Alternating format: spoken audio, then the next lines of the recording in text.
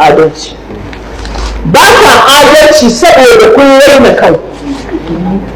Gawan yana da shekara 28 sai shugaban ƙasar Najeriya.